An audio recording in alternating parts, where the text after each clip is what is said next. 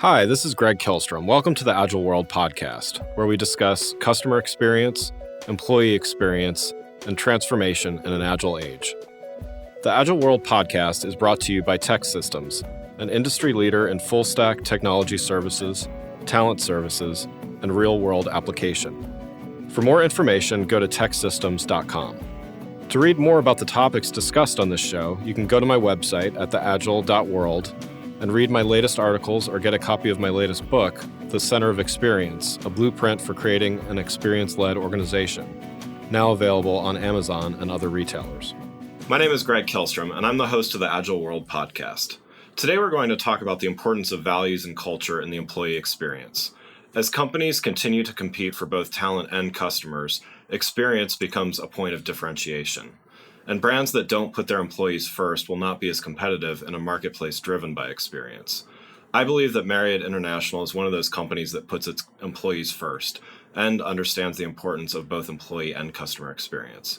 I'm thrilled to welcome Dr. David Rodriguez, Global Chief HR Officer, Marriott International, to the show to discuss this important topic.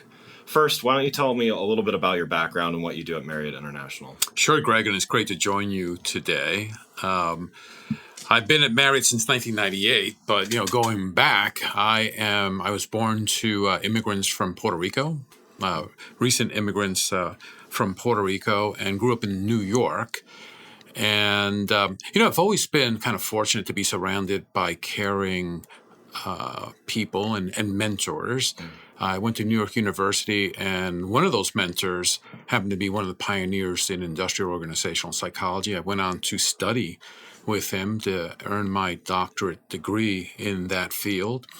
And, that launched a career across different industries, consumer products, financial services. And again, in 1998, I joined Marriott. In 2006, I, landed the best job in the world as head of human resources here in the company. And, my job in a nutshell is to, look after the human and social capital of the company, make sure that we're running a business that inspires people to be their best selves, both at work and frankly outside of the job too. Yeah, that's great to hear. So let's start talking about employee experience and how that's defined. How would you define good employee experience, and how do you measure success? It's a great question. And, employee experience seems to be, you can't go anywhere without seeing those words these days, right. Which is interesting because really it's always been about the employee experience. And, companies have always made a choice, either wittingly or unconsciously. One approach, of course, is that you think of people, your employees, as any other resource, and it's an economic exchange. And so you buy as much as you want, and it's pretty much the perspective of the buyer, the company. That's your concern. And as long as I can get people to produce what I need them to produce, some companies might declare that a success. And they sort of weather the storms that comes with that, right? Because if you're manufacturing that sort of relationship, it's almost a mercenary relationship. You're going to go through turnover. You're going to go through periods, down periods. And when typically in that sort of framework, when the business hits a downturn, again, they think about people as any other resource, and so they stop investment, which means they either let people go, they stop hiring, they stop investing in training. A lot of companies unwittingly, that's the way they think about the employee experience, and it is, in my mind, almost a sure recipe for limited success, and certainly not sustainable success. The other approach, which I think is getting more and more attention these days, you hear people talking about it, and so I'm thrilled by that. Many people talk about it in the context of the employee experience. And that's a different mindset for a company. That's the notion that you're really cultivating a relationship, a different type of relationship. You are running the company in a way so that people are thinking about the employment experience as a lifestyle choice, something they prefer. Why? Because the employer is thinking about from the perspective of the employee, how do I add value to their lives? And that just brings you to many different decision points and ways of thinking about that relationship. Yeah. No, I love that. I love that way of describing it. What are some of the unique challenges that a global hospitality organization such as Marriott faces in terms of providing that? I mean, I know you have hourly workers, you have salaried employees, you have you have franchisees, all of those kinds of things. How do you what are some of those challenges that you have with that mix? Yeah, and I would say the very common mistake is to sort of take a tops down, one size fits all approach. If you think about the typical U.S. based company, let's say, it could be any country, but U.S. based company that finds success and turns to different markets around the world, it's almost instinctive to think, well, if it worked here, it'll work everywhere. And so they do take sort of a one size fits all and an exportation of our U.S. mindset to other locales. And then, they're kind of shocked when, doesn't seem to be resonating as well, right?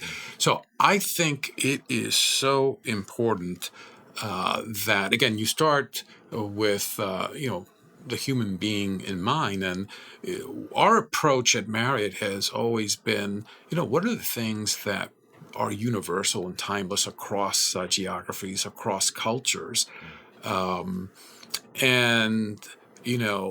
ensure that we are laser focused on those issues, but then ensure that you're really empowering people at the local level, right, to express those issues, to define what it means to them, what resonates with them. Critical for a globally distributed company to think that way. Yeah, I mean, to me that makes it the challenge there. I think is clearly enough defining what the values are that someone can interpret, right? So that's really interesting how someone in their own locale or culture or something like that could take that and it still feels like Marriott, but it's a little bit different flavor. Yeah, and this is where getting into the details really matters. And I think more companies, certainly in the boardroom and C-suites, have come to the realization that there's a need for a deeper understanding of what do we mean by culture, what do we mean by values, and because it's important that the C-suites focus on the things they should be focused on. And again, to me, that is identifying what are the things that really are timeless and universal. For example, I don't care if your company started in 1800 or started yesterday. Every company should have a focus on innovation. Absolutely. The only difference would be, your relative degree of emphasis. If you are in a rapidly changing business environment, you better have a high dose of innovation to ward off the disruptors. If you're in a period of time where things are relatively stable, you might focus on other things. For instance, customer excellence, to ensure that there's consistency in a proven product that the public, really desires, right? But it doesn't mean that either of those two things, innovation, customer service, customer excellence, are not important to any company. Again, it's relative, different differentiation of focus. That said, while those are universal, how those are pulled through, in the different markets around the world, that's where you have to have the courage to really empower at the local level, so that how your company's expressed locally really resonates with that population. Yeah. So as a hospitality company, Marriott's always focused on guest experience, customer experience. Do you think that gives you, is that an advantage to thinking about employee experience as well? Like how do you let that translate to? Yeah, they're inextricably linked. Actually, I started my career at Avon Products at their corporate headquarters. And my job actually was sort of a hybrid. Yes, I was, my background is in employee research and those sorts of issues. The job I had actually principally was focused on Avon sales ladies, the representatives, who weren't employees of the company. They really were. They were both customers and contractors, right? Right. And so I was actually housed in the consumer marketing department, and which was a great way to start my career. It definitely influenced the way I thought about things, and it helped me to really understand how how a company thinks about consumers and its employees, how they are inextricably linked. I would say two things are important, two things that I've learned. One is obviously, just as I just said, it's so important to understand what are the universal and timeless values and needs that employees have. Same relates to customers. You hear a lot these days about the premium that, for instance, millennials place, not so much on acquiring material things, but in acquiring experiences, right? Now, knowing that, right, one approach a company could take is, well, I'm going to do research to better understand what are the types of experiences they want. Sounds like a very smart thing to do. You would do the same thing with employees, right? You have a sense of what they desire, and you do research to really hone in on exactly what would really hit the mark, right? And to the extent that you are able to identify more precisely exactly what they want, you're probably going to get a higher return on investment. That's one approach. It's valuable. I was sort of raised that way as a professional, right? It was my research background to think that way. But over time, like most people, you watch how markets evolved, and you looked at people like Steve Jobs, who had a very different approach, right? He understood their fundamental needs that people may have. They might have a desire for experiences, but he also knew the expression of that need or desire might be a product that the person had never ever imagined, right? And so you think about how we all walk around with this additional appendage, a smartphone, right? Nobody 20, 30 years ago, right, was thinking that they'd be walking around every single moment. But Steve Jobs, right, was able to envision a product that perhaps hadn't yet entered the minds of the public, but, they innovated, right? And so I think there are two approaches here. One is you almost directly ask people, what is it that you want, right? How, and you follow, their calculus to define a product. And then there's another approach, which is based in innovation, where you recognize that the customer or the employee isn't always going to know precisely how their need can be met, right? So that's how I think, thinking about customers and employees, how it's inextricably linked, right? Because at the end of the day, you're dealing with people, you're dealing with human beings, and it's all about figuring out, how do you capture their hearts and minds? Yeah. So let's talk a little bit about how values and culture play a role in employee experience. So you recently wrote an article saying it's important for a company of any size to establish a set of core values, and once those are set, the culture will follow. Can you expand on that a little bit and talk about how you enable employees to do this and help create a successful culture?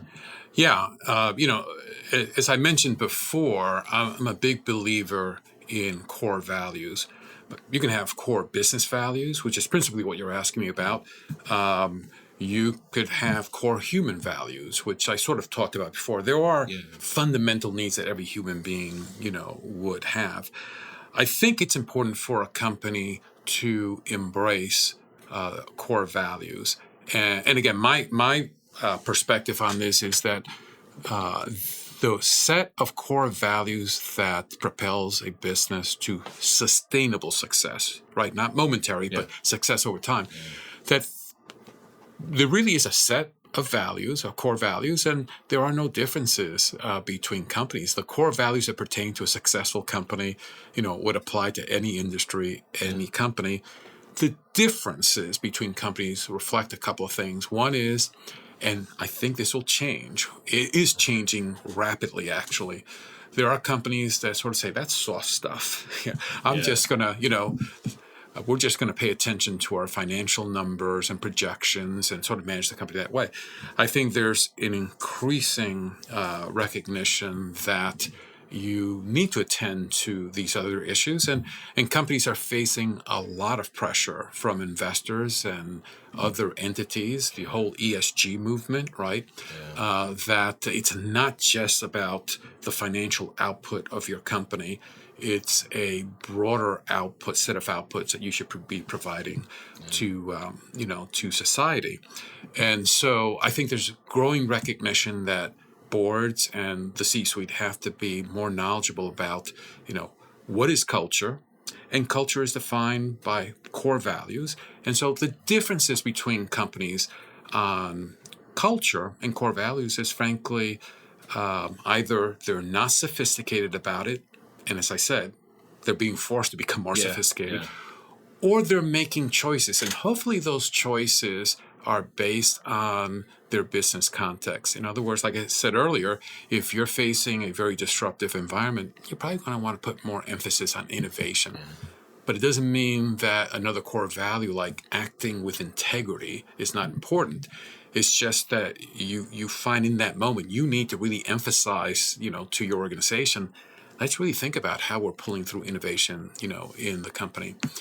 So again, I think there's a set of core values that would pertain to any company, and it would behoove, board of directors and the C-suite to really be thoughtful about, how those being pulled through in the company. That said, and particularly, it doesn't matter if you're based in one company, because if you think about it, in the United States for Marriott, we have many hotels where you can have 50 or 60 different languages and cultures being represented. There are a lot of points of human difference. Globalization just accentuates that, right? So what's really critical then is, leaders almost have to have the courage to let go a little bit and allow the local businesses and employees to help shape, what does it mean to be innovative, in Indonesia versus, Des Moines, Iowa. Right. Yeah. But that's how you pull it through. And that is a very active practice at Marriott. We are religious in making sure that we continuously espouse what are the fundamental core values of the company? What do we stand for? But then we try really hard to get out of the way and allow, we're in 140-ish different countries. I say 140-ish because every time I turn around, we're adding another country.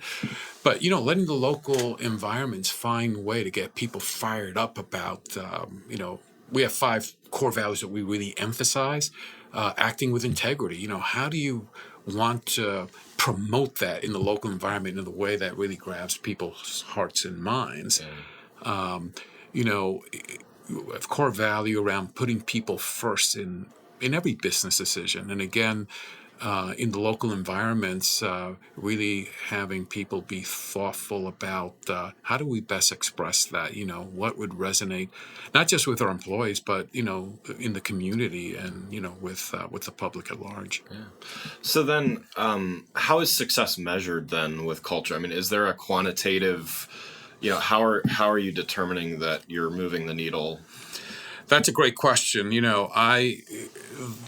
If you'd asked me if we were around 200 years ago, you'd probably have more difficulty recording this. You'd probably be writing it. But, we would also be limited by our ability to measure as well, right? And so I've always said that leaders have to be careful because not everything that's important in our environment lends itself easily to measurement, right? And many companies, you think about some of the companies that have had great debacles, it's partly because, it's soft stuff. We really can't measure it. Let's not pay attention to it. More often than not, when you see companies crumble, it was the soft stuff. Yeah. It wasn't understanding your customers. It wasn't, understanding, your employees. We do measure the culture of the company in a couple of ways. The output of a great employee experience, right? And really, when you talk about culture, you immediately get to what are people experiencing, in the company day in, day out. The output from an inspiring culture, inspiring employee experience is engagement in the business. To what extent are people vested in the business? And, you could define a couple of different ways, right? Do they come to see the business, as I mentioned earlier, as a lifestyle choice? I'm not working for Marriott just because it's a paycheck. I'm working for Marriott because I want Marriott in my life, because it's not just facilitating an economic transaction. It's helping me to grow as a human being. It is providing me a community of relationships that add value to my life. It's providing me a channel to experience purpose in my life, right? Through community service work and so forth. So you want people to feel engaged in the business because, it's adding value to their lives. And when our internal research shows that the more that people are engaged in the business, it shows up in how our customers feel about our hotels. Customers sense that. They sense that the hotel is more than just a business to our employees. It's almost like a home, right? And they see the customer as guests coming into their home. So employee engagement for us is a principal measurement of the health of our culture and therefore the health of our business. And as a subset of that, to get engagement, you need people to feel inspired about the relationship with the business. And, the three concepts that we look to and measure are people feeling that they're finding opportunity to build a better life in the company. Are they experiencing community, relationships that is adding value to them, and frankly, that they can add value to, right?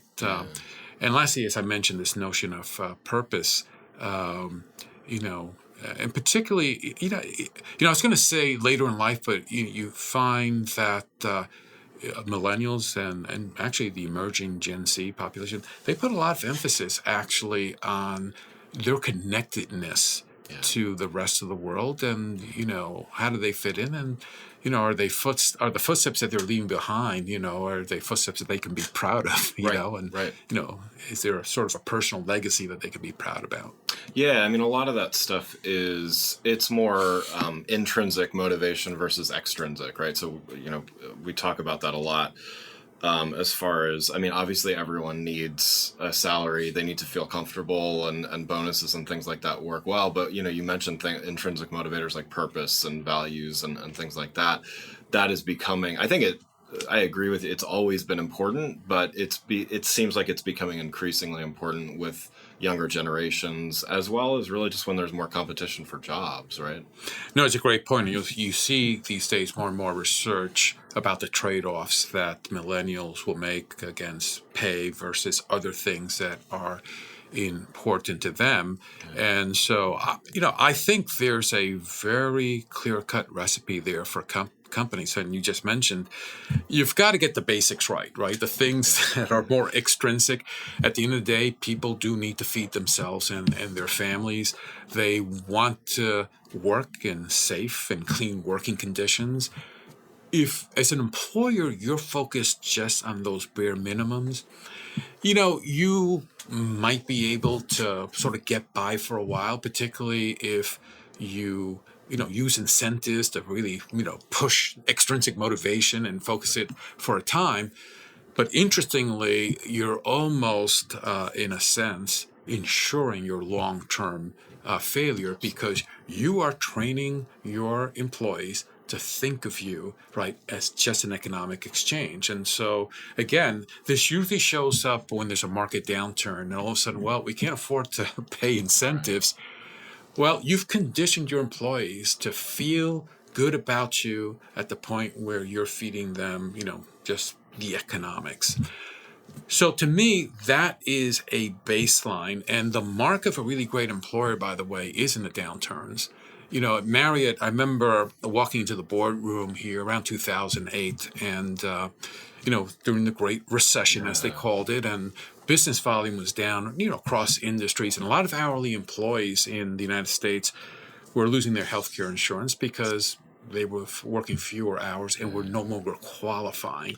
So, I walked in with, hey, this is what, we are facing. And, it probably took 30 seconds for the senior leadership team here to say, well, suspend those rules. We can't afford to have our associates and their families lose their medical insurance because temporarily, there's a downturn. They may be working fewer hours. We have employees, associates who still, bring that up because it was sort of a proof point for them that, this was not just, they don't think of me just as a leased resource. They think of me as part of the family, and together we needed to get through that period of time. That's So really great. I think a good employer is very careful about there being breaches in the most basic elements of the employment relationship, which again has to do with day-to-day survival. People have to eat, people have to have shelter. Right.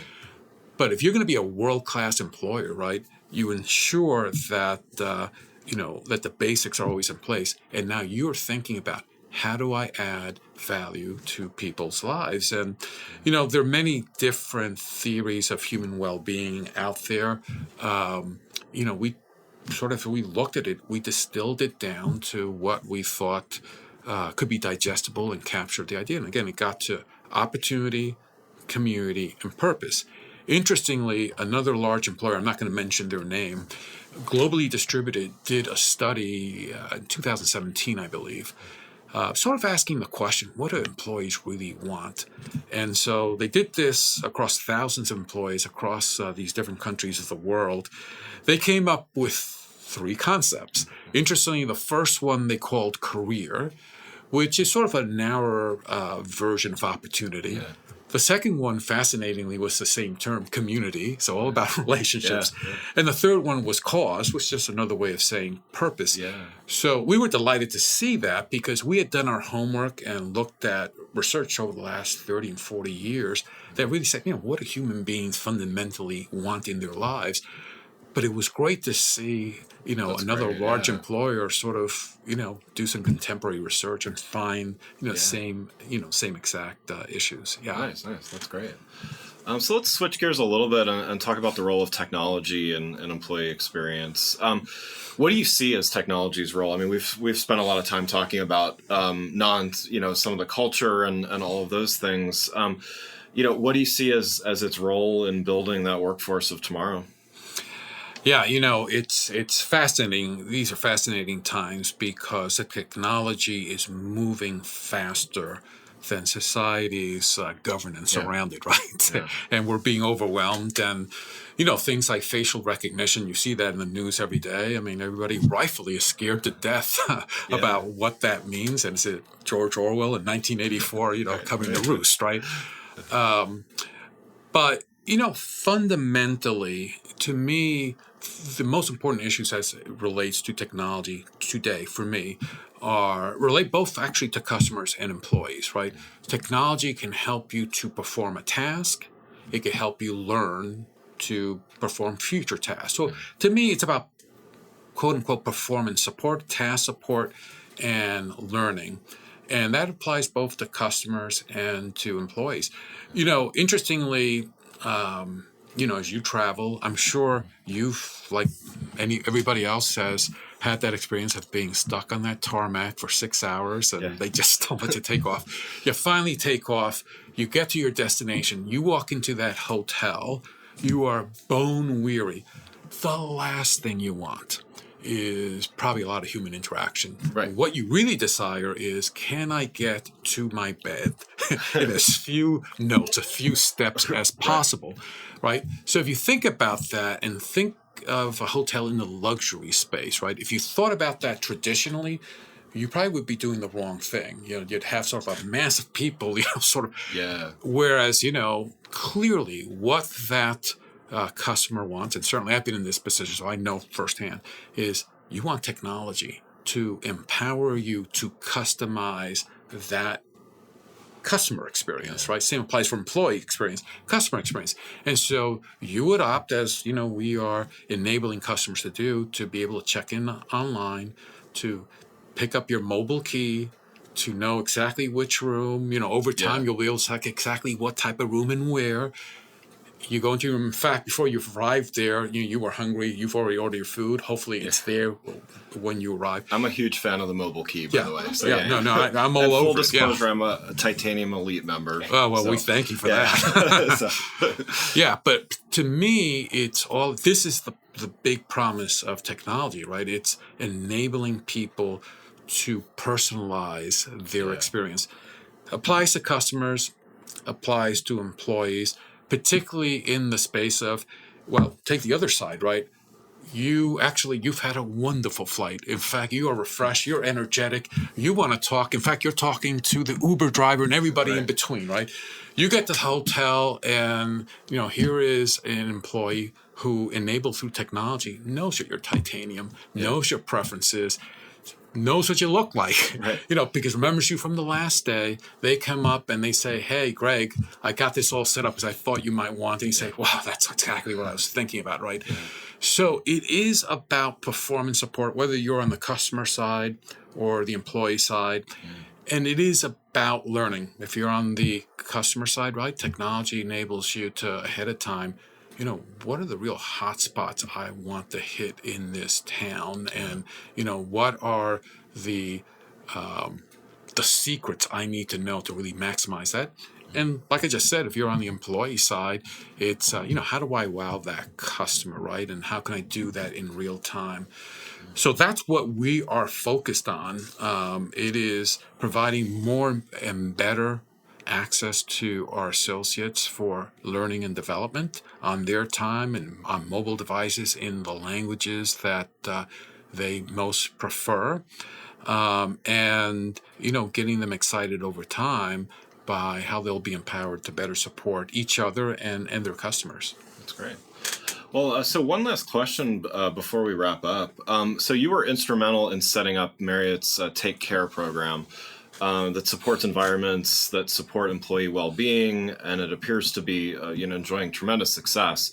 Could you talk a little bit about the program and let listeners know how they might become involved? Yeah, it's TakeCare is actually fascinating. It started in 2010, like most companies, as a fairly narrowly focused wellness program on physical health. And it was doing quite well, but it was focused just here on the United States.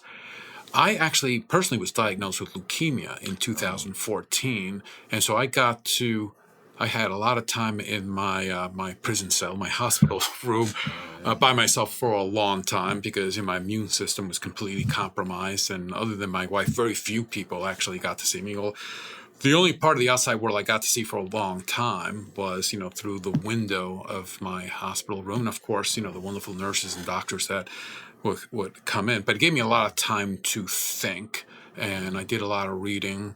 And that's where I started to read a lot about human well-being, refreshing myself from my, prior background as a psychologist.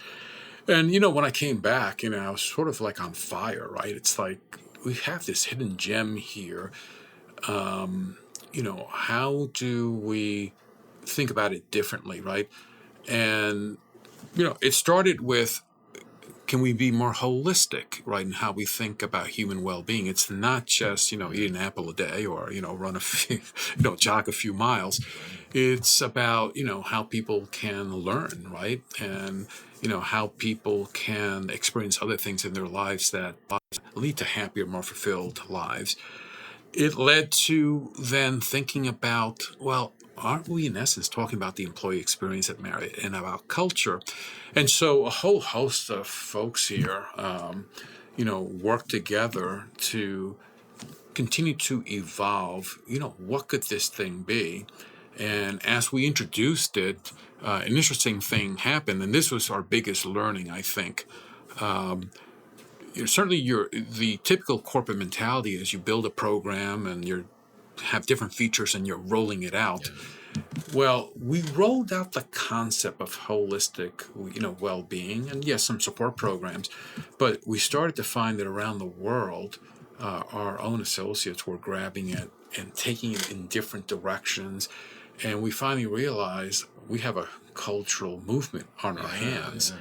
And so that's what it's become at Marriott. It's more of a cultural movement. It's the principal way that our associates express the core values of the company, how they help us to ensure that our employee experience is in fact driving their access to opportunity, community, and purpose. In fact, we have over 15,000 associates, everything from senior leaders to housekeepers to you name it, who volunteer to be volunteer what we call TakeCare champions in the company. And so, yeah, they lead, at the local level. And today, if in 2010 when we started, it was almost 100%, corporate-driven programs and tactics, I would say today it's probably 70% local initiatives that bubble up. And then we do things, at corporate, because we can look across the world, right, and say, well, what are common things? So one of the things that we've come to realize is that there's an opportunity not just to, identify the things that are common across the world, but, just in the spirit of Marriott's corporate purpose, we decided, this is not just about profit. We're not just about profit. We're here at Marriott to make a difference in the world. And so more and more, we're releasing some of these programs directly to the public. One of them, which went off to great fanfare, a couple of things last year, which we are taking to the next level this year. One is TakeCare certification, which means that there's a online site where a company can go and they will find our diagnostic and basically self-assess themselves. Oh, nice. There are different levels, everything up to platinum. I don't think we may even have titanium. I forget which metal we're up to. I'm going for that one. Yeah, but companies go on and they sort of do a self-audit, and if they qualify for whatever metal, they print out their certificate. We've seen some companies then will put it on their, bottom of their message or what have you. But it also gives them a roadmap for, what are additional steps you can take to build a more inspirational workplace. I've been asked, well, why would Marriott release that to the public? Because again, this is not about competing with our competitors. This is our strong belief is that if we are doing good in society, that is the most sustainable path to success in the future. That's and really nothing warms me more than our direct competitors actually, taking on the spirit of this. The other, one of the other programs we released to the public last year, and we're about to launch again at the Great Place to Work conference coming up shortly in San Francisco at the Marriott Marquis there, is our what we call Level 30. It's actually a gamified approach to promoting well-being.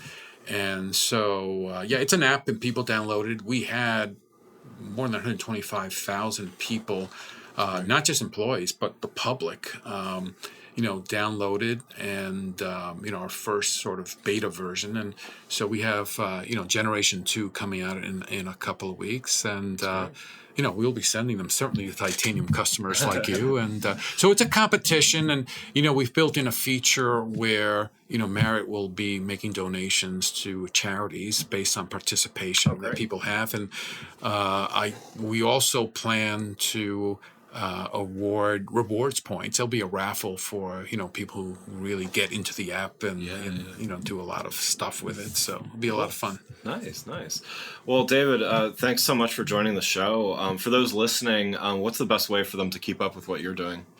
I blog on LinkedIn fairly often. In fact, I am very soon, in the coming days and weeks, going to be releasing a series of 5 or 6 blogs, principally around what we've talked about today, what makes for a great employee experience, and what are the steps that companies can take to ensure that. So, I'm happy to meet anybody on LinkedIn. That's great. Well, again, I'd like to thank Dr. David Rodriguez, Global Chief HR Officer, Marriott International, for joining the show. To learn more about both customer and employee experience, I recommend you go to my website at gregkillstrom.com and make sure to check out my latest book, The Center of Experience. More information is available on my website or wherever the book is available, like Amazon. Thanks for listening to The Agile World with Greg Kihlstrom. See you next week. Thanks again for listening to the Agile World podcast, brought to you by TEKsystems. I'm your host, Greg Kihlstrom. You can learn more and get a copy of my latest book, The Center of Experience, from my website at theagile.world or on Amazon or other retailers. Until next week, stay agile.